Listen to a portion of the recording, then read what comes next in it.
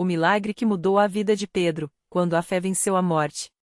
Pedro sempre foi um homem trabalhador. Aos 42 anos, ele sustentava a família como motorista de aplicativo em São Paulo, fazendo jornadas exaustivas para pagar as contas e dar um futuro melhor para sua esposa, Ana, e os 2 filhos, Lucas e Maria.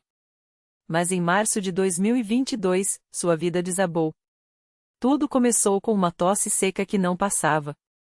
Pedro achou que era só cansaço, mas em poucos dias, a falta de ar se tornou insuportável.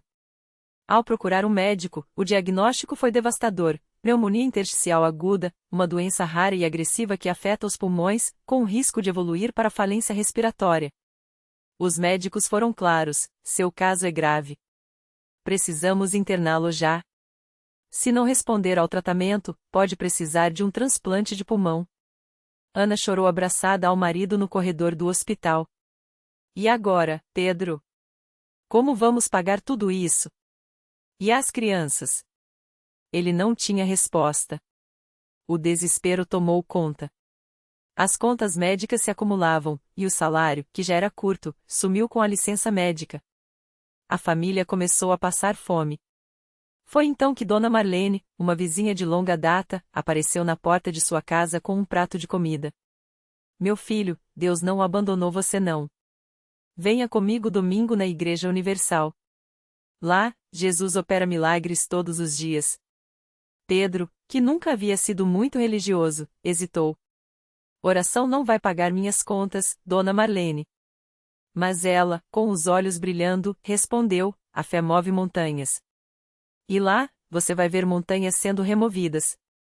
O primeiro passo rumo ao milagre. No domingo seguinte, Pedro entrou arrastando os pés na Igreja Universal do Reino de Deus, na zona leste de São Paulo. O templo estava lotado, o coro cantava com força, e o pastor, no altar, falava sobre libertação e prosperidade. Deus não quer ver seu povo sofrendo. Ele é o Deus do impossível. Pedro sentou-se no fundo, cruzando os braços, cético. Mas quando o pastor começou a orar pelos enfermos, algo dentro dele estremeceu. Se você está doente, levante a mão e clame por cura. Ele resistiu, mas Ana, ao seu lado, segurou sua mão e sussurrou: levanta, amor. Não custa tentar. Com lágrimas nos olhos, Pedro levantou a mão trêmula. Um obreiro se aproximou, colocou a mão em sua cabeça e orou com autoridade: em nome de Jesus, eu quebro essa doença. Saia desse corpo, espírito de morte. Este homem está curado. Pedro sentiu um calor estranho percorrer seu peito. Não entendeu, mas algo havia mudado.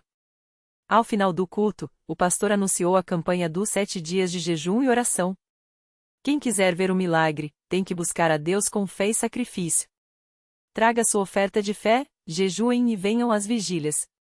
Pedro saiu do templo confundido, mas com uma pequena centelha de esperança. A corrente de oração que quebrou as correntes do inferno. Naquela noite, Pedro não conseguiu dormir. A dor no peito piorara, e a medicação parecia não fazer efeito. Ana, desesperada, ligou para Dona Marlene, que orientou: vão agora para a vigília da meia-noite. Lá, eles oram com unção, e Deus responde. Às 23 horas, eles chegaram à igreja. O lugar estava cheio de pessoas clamando, chorando, buscando um toque de Deus. O pastor, com voz firme, falava sobre a fogueira santa de Elias: assim como Deus desceu fogo do céu para consumir o sacrifício, ele vai consumir seus problemas. Pedro foi chamado ao altar. O pastor ungiu sua testa com óleo consagrado e começou a orar com uma autoridade que ele nunca havia visto: Senhor, este homem é teu. Satanás não vai roubar o que é teu. Pneumonia, secar agora em nome de Jesus. Pedro sentiu como se uma mão invisível apertasse seu peito, e então, uma tosse forte, como se algo saísse de dentro dele. O suor escorria por seu rosto, e as lágrimas não paravam. O pastor olhou nos seus olhos e disse: você está curado. Mas tem que persistir. Volte amanhã, traga sua oferta de fé, e não desista. Pedro, ainda ofegante, balbuciou: mas pastor, eu não tenho dinheiro. O pastor sorriu: Deus não olha para o valor, mas para o coração. Dê o que você tem, com fé, e ele multiplicará. No dia seguinte, Pedro voltou com os últimos R$ 50 que tinha, dinheiro que guardava para comprar remédios. Ao colocar a oferta no altar, o pastor orou: Pai, abençoa este sacrifício. Multiplica, como multiplicaste os pães. O milagre que os médicos não conseguiram explicar. Uma semana depois, Pedro voltou ao hospital para novos exames. O médico, incrédulo, olhou as imagens: seus pulmões estão limpos. Não há mais sinais da pneumonia. Isso não tem explicação médica. Pedro sorriu. Ele sabia a explicação: era Deus. Mas o milagre não parou por aí. 2 dias depois, um passageiro em seu carro, um empresário, ouviu sua história e, emocionado, ofereceu-lhe um emprego melhor, com salário fixo e benefícios. Deus usa pessoas, Pedro. E ele te usou para me mostrar que milagres ainda acontecem.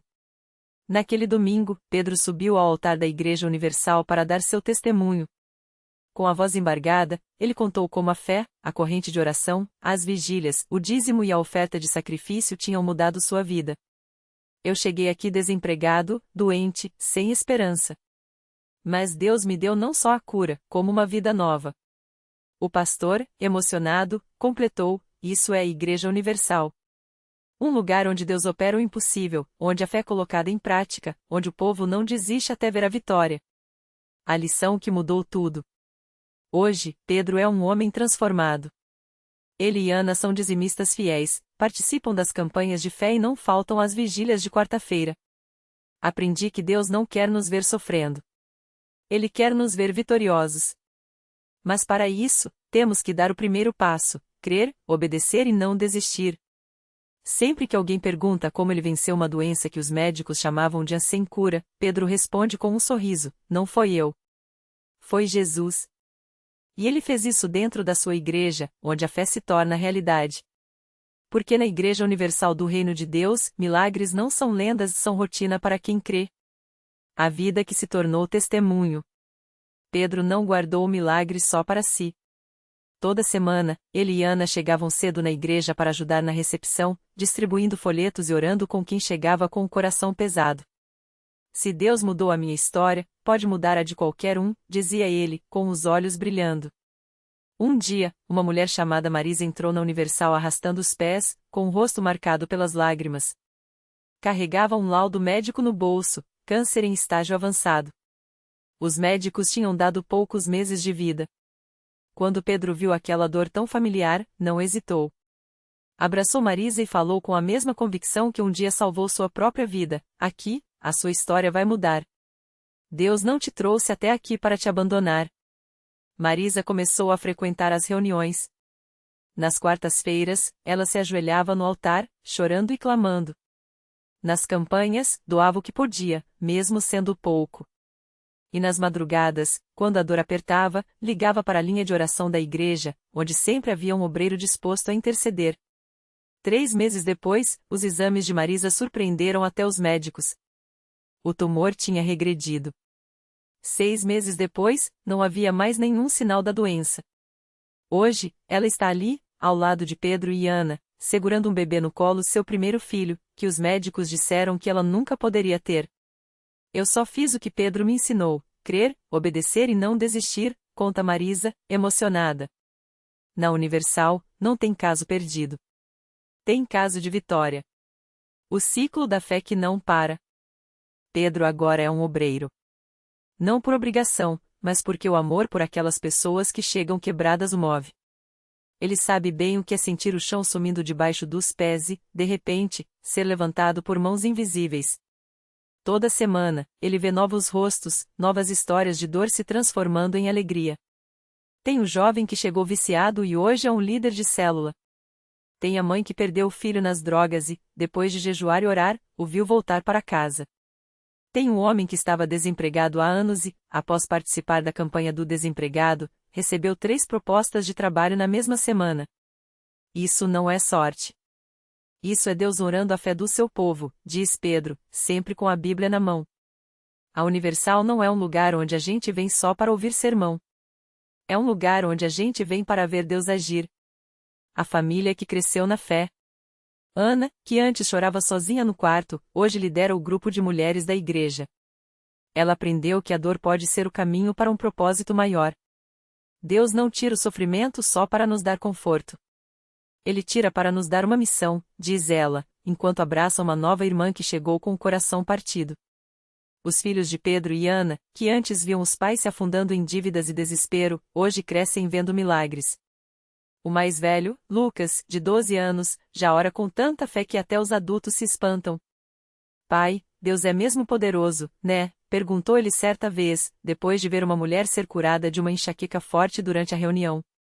Pedro sorriu e respondeu: Filho, você ainda vai ver coisas muito maiores. Porque na Igreja Universal, os milagres não param. Eles se multiplicam. Cada vida transformada vira uma semente que planta fé em outras. Cada testemunho vira uma prova de que, quando a gente coloca Deus em primeiro lugar, Ele move céus e terra para nos abençoar. E assim, Pedro, Ana e tantos outros continuam sua jornada não mais como vítimas das circunstâncias, mas como vencedores em Cristo.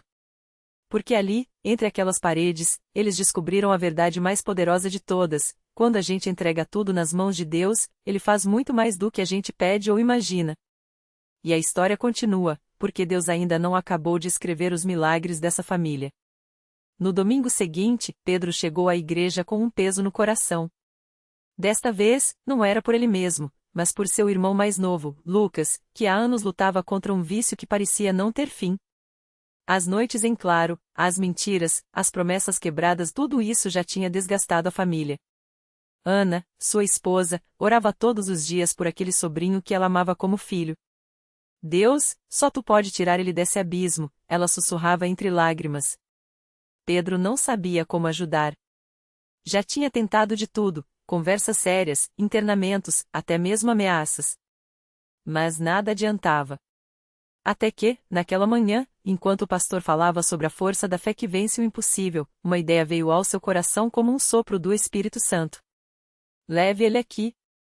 Não para ouvir um sermão, mas para sentir o poder de Deus.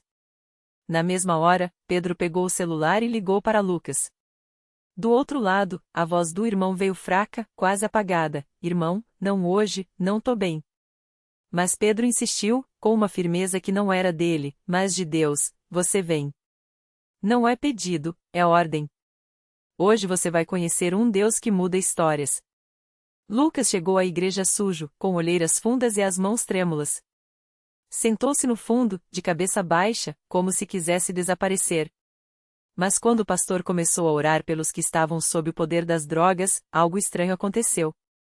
Lucas sentiu um calor no peito, como se uma mão invisível apertasse seu coração. As lágrimas começaram a descer sem que ele pudesse controlar. De repente, ele se levantou sem saber por que e caminhou até o altar. Ali, entre choros e clamores, ele caiu de joelhos. O pastor impôs as mãos sobre sua cabeça e declarou: Em nome de Jesus, quebra-se essa cadeia. O inimigo não vai roubar mais a sua vida. Lucas sentiu como se algo saísse dele, uma pressão, uma sombra.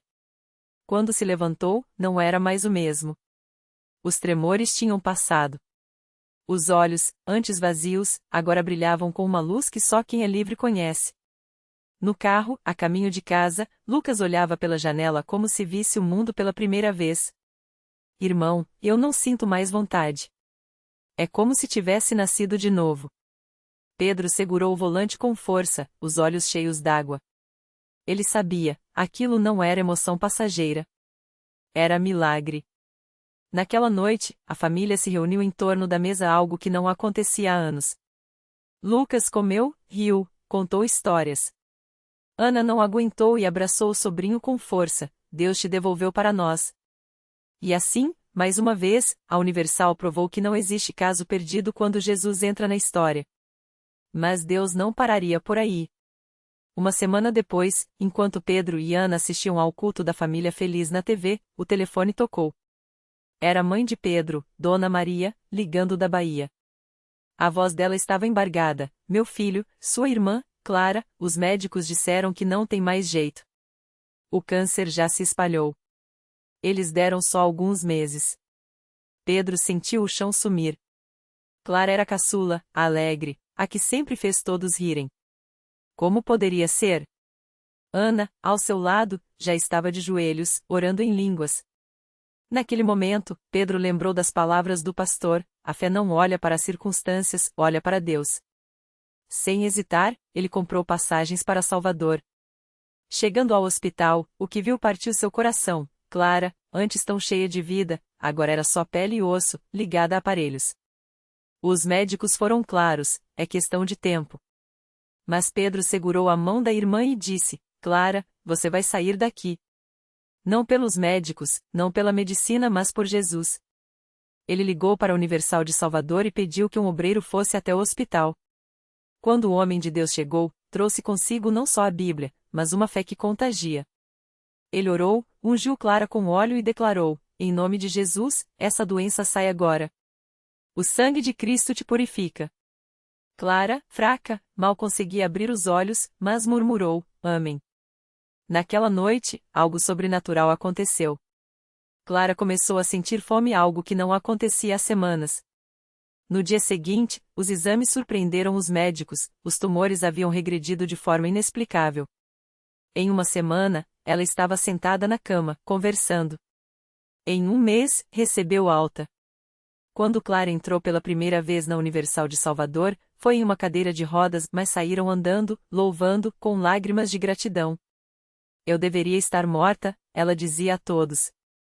Mas Deus me deu não só a cura, como uma nova chance de viver para Ele. Hoje, Pedro, Ana, Lucas e Clara servem a Deus na mesma igreja. Pedro é obreiro, Ana lidera o grupo de oração das mulheres, Lucas testemunha para jovens nas ruas, e Clara canta no coral com uma voz que parece ter saído do céu. E assim, o que começou como uma família quebrada se tornou um exército de milagres. Porque na Universal, não há limites para o que Deus pode fazer. Cada vida que se entrega vira um troféu do seu poder. Cada testemunho é uma prova de que, quando a gente acredita, Deus age e age além do que pedimos. E a história ainda não acabou. Deus continua escrevendo. E o próximo milagre? Pode ser o seu. Na mesma igreja onde essa família encontrou a restauração, uma mulher chamada Marisa chegava todos os domingos com o coração pesado. Ela tinha um filho, o Tiago, de apenas 7 anos, que nasceu com uma doença rara nos ossos. Os médicos disseram que ele nunca andaria, que cada dia seria uma luta contra a dor. Marisa já havia gastado tudo o que tinha em tratamentos, remédios e esperanças que se esvaíam. Até que um dia, exausta, ela entrou na Universal arrastando não só o filho nos braços, mas também a última faixa de fé que lhe restava. No primeiro culto que assistiu, o pastor falou justamente sobre a mulher do fluxo de sangue, que tocou nas vestes de Jesus e foi curada. A fé não é só acreditar que Deus pode, é agir como se ele já tivesse feito, disse o pastor, olhando direto para Marisa, como se soubesse de sua dor. Ela sentiu algo estremecer dentro dela. Naquela noite, durante a oração pelos enfermos, Marisa levou Tiago até o altar. Com lágrimas nos olhos, ela gritou: Senhor, eu não tenho mais forças, mas o Senhor tem. Cura meu filho. O que aconteceu depois ninguém explicou. Tiago começou a se contorcer nos braços da mãe, como se algo o incomodasse. De repente, ele empurrou as mãos dela e, tremendo, tentou se levantar. A igreja inteira prendeu a respiração. Um silêncio, então um grito: ele está se movendo. Tiago, que nunca tinha dado um passo, deu 2, 3, até correr correr pelos corredores da igreja, rindo como qualquer criança saudável. Marisa caiu de joelhos, abalada. Meu Deus, repetia, enquanto as pessoas ao redor choravam e louvavam. Os médicos, quando viram as novas radiografias, ficaram estarrecidos. Isso não tem explicação científica, disseram. Mas Marisa sabia a explicação. Era o mesmo Deus que havia ressuscitado a Clara, libertado Pedro e restaurado Lucas. Agora, ele tinha tocado no seu Tiago. Hoje, Tiago não só anda como joga futebol no time da igreja. Marisa, que antes vivia trancada em casa com vergonha da situação do filho, agora lidera o ministério de visitação aos hospitais, levando esperança para outras mães que, como ela, já ouviram um não tem jeito. Se Deus fez por mim, Ele faz por você também, diz ela, com Tiago ao seu lado, saltitando de alegria. E assim, a corrente de milagres continua. Porque na Universal, não é só uma família, não é só uma vida, é uma após outra, como ondas do mar que não param de quebrar na praia. Cada testemunho é um grito: Deus está vivo, e ele não mudou. Talvez você esteja lendo isso hoje pensando, mas o meu caso é diferente, é impossível. Só que Deus não olha para o que é impossível para o homem. Ele olha para o que é possível para ele.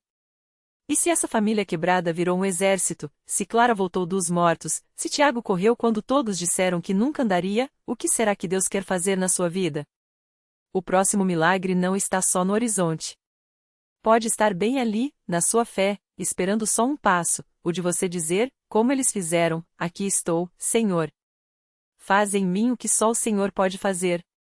Naquele mesmo domingo, enquanto os louvores ecoavam pelo Templo da Universal no bairro de Vila Maria, em São Paulo, uma mulher chamada Marisa apertava contra o peito uma foto amarelada de seu filho, Lucas. Ele tinha apenas 19 anos quando um acidente de moto o deixou em estado vegetativo, segundo os médicos. Sua mãe: prepare-se para o pior, disseram com voz fria, como se estivessem falando de um objeto, não de um jovem cheio de sonhos. Marisa ouviu, mas não aceitou. Porque ela já tinha visto o impossível acontecer ali, entre aquelas paredes. Há 3 anos, ela assistira ao testemunho de uma senhora que fora curada de um câncer em estágio terminal depois de participar da campanha do 70x7. Se Deus fez por ela, faz por mim também, pensou. E assim, todas as segundas, quartas e sextas, Marisa estava lá, mesmo quando as pernas doiam de tanto ficar em pé, mesmo quando as lágrimas queimavam seus olhos de tanto chorar. Ela orava não só por Lucas, mas pela fé que às vezes tremia dentro dela. Senhor, eu creio. Ajuda a minha incredulidade, repetia, como se cada palavra fosse uma semente plantada no chão do altar. Até que veio aquele domingo. O pastor falou sobre a ressurreição do filho da viúva de Naim e algo dentro de Marisa ardeu. Hoje é o dia, ela sentiu no coração. No final do culto, quando o pastor chamou os que precisavam de um milagre para virem à frente, Marisa não hesitou. Com a foto do filho colada ao peito, ela subiu os degraus do altar como se estivesse subindo uma montanha a cada passo pesado, mas cada um mais perto da vitória.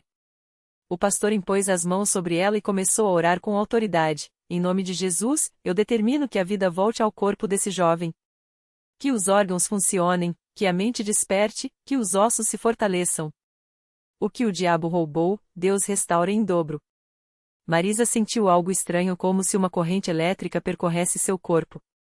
Ela não sabia, mas naquele exato momento, a 200 quilômetros dali, no hospital de Campinas, os monitores ao lado da cama de Lucas começaram a apitar. Uma enfermeira, assustada, chamou o médico de plantão. Doutor, vem rápido. O coração dele está batendo forte. E os olhos, ele está mexendo os olhos. O médico, cético, checou os sinais vitais e quase deixou cair o prontuário. Isso não é possível. Ele estava em coma profundo há meses. Mas os fatos não mentiam, Lucas estava acordando. Primeiro, um tremor nos dedos. Depois, um suspiro fundo. Então, com voz rouca, como quem volta de uma longa viagem, ele sussurrou: Mãe. Quando Marisa chegou ao hospital, correndo como nunca tinha corrido na vida, encontrou seu filho sentado na cama, fraco, mas consciente. Filho, você me reconhece? Ela perguntou, segurando seu rosto entre as mãos. Lucas sorriu um sorriso que valia mais que todas as lágrimas derramadas. Claro que reconheço, mãe. E eu sonhei com o Senhor Jesus. Ele me disse: volte. Sua mãe precisa de você. Os médicos não tinham explicação. Os exames mostravam atividade cerebral normal, como se o acidente nunca tivesse acontecido. Isso é um milagre médico, admitiu um neurocirurgião, sem jeito. Mas Marisa sabia a verdade: não era a medicina, era Deus. Era a mesma fé que tinha visto transformar vidas ali na Universal, a mesma unção que quebrava cadeiras de rodas e abria túmulos. Hoje, Lucas não só anda como corre. Ele está no 2º ano de faculdade de educação física e toda semana leva sua mãe para testemunhar no altar. Se Deus me deu uma segunda chance, eu vou gastar ela servindo a Ele, diz, com os olhos brilhando. E Marisa? Ela não larga mais a mão do filho nem a de Deus.